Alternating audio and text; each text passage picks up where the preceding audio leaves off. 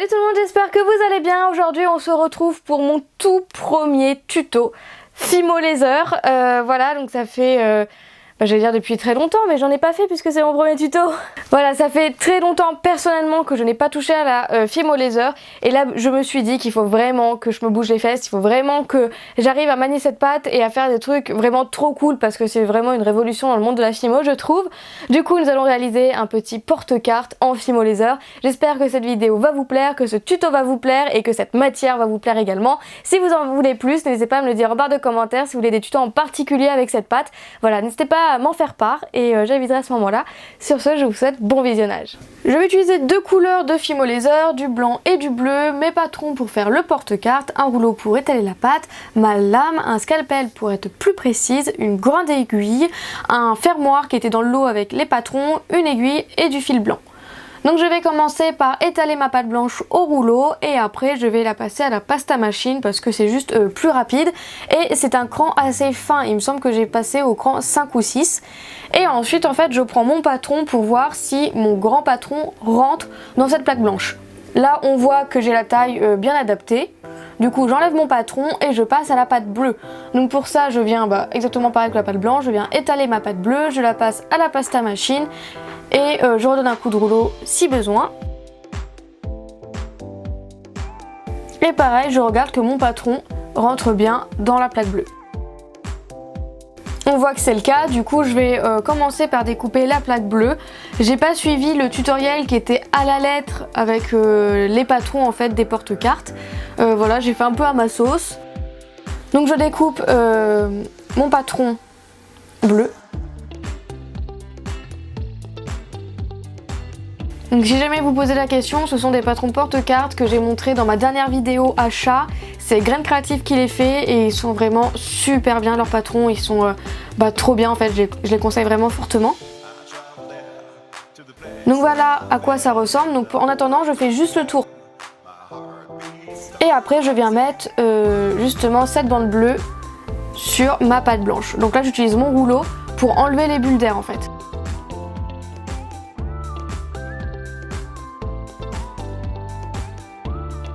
Hop, je fixe bien les deux parties. Vous pouvez repasser à la pasta machine si ça vous intéresse, si vous avez peur que ce soit pas assez bien fixé. Voilà, je remets mon patron au-dessus.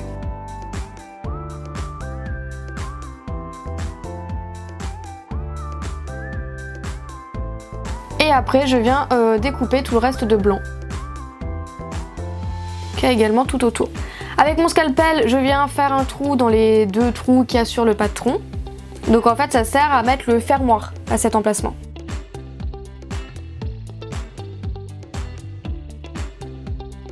Voilà, et après avec ma grande aiguille, je viens faire tous les trous tout autour.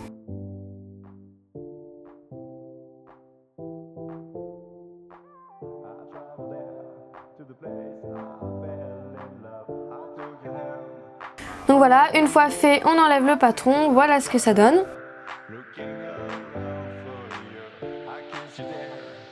Et ensuite, on va passer aux deux pochettes à l'intérieur du portefeuille. Donc pour ça, je reprends de la Fimo Laser blanche.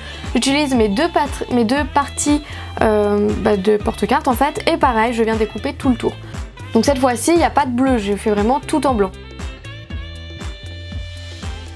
Donc si vous regardez bien, vous voyez qu'il y a un côté qui est plus grand que l'autre. Donc c'est très important et vous verrez bien après. Donc pareil, je viens découper tout le tour, je viens faire tous les trous. Avec mon aiguille toujours.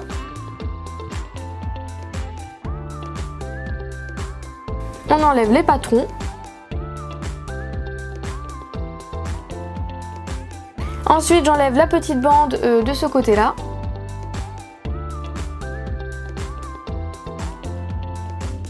Et vous pouvez mettre vos 3 pièces au four.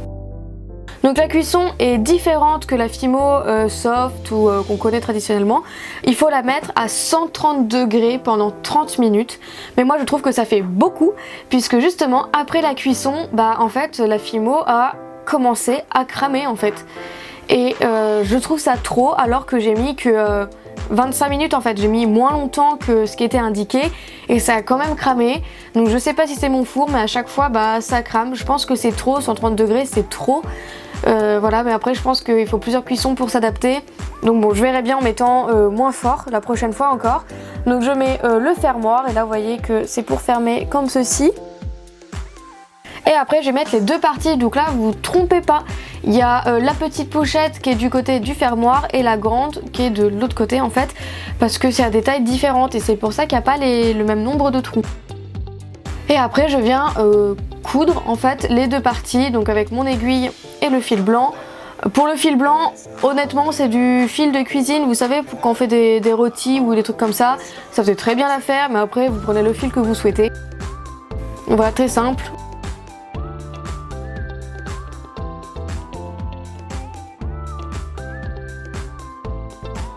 Et ensuite on fait un nœud à la fin. On serre bien et ça fait une super belle couture. Et pareil, on vient coudre la seconde partie.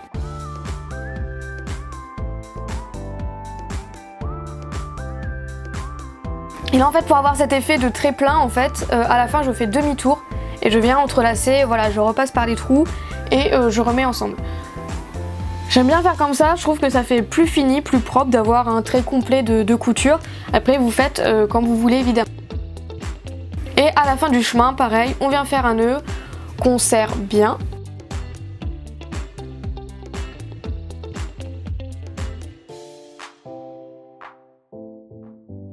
Et avec un briquet, je viens faire fondre le fil pour être sûr que ça tienne bien en plus du nœud. Et voilà, et après on met en forme. Donc là on voit que les pochettes sont assez grandes, on peut mettre quand même pas mal de cartes dedans.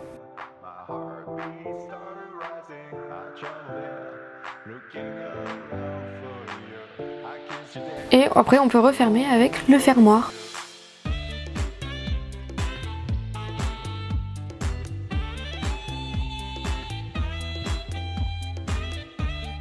Donc voilà le résultat, j'espère vraiment que ce tuto vous aura plu. Donc là c'était le porte-carte avec les patrons de chez Grain Creative, j'ai utilisé les mêmes couleurs, de toute façon elles sont trop belles.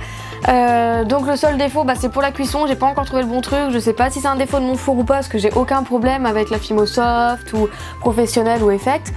Donc je sais pas si c'est mon four ou si c'est parce que la cuisson ne correspond pas. Si vous avez des conseils ou des idées, n'hésitez pas à me les dire en barre de commentaires. J'espère que ce premier tuto de Fimo Laser vous aura plu. Si vous voulez d'autres tutos avec cette pâte en particulier, n'hésitez pas à me les partager.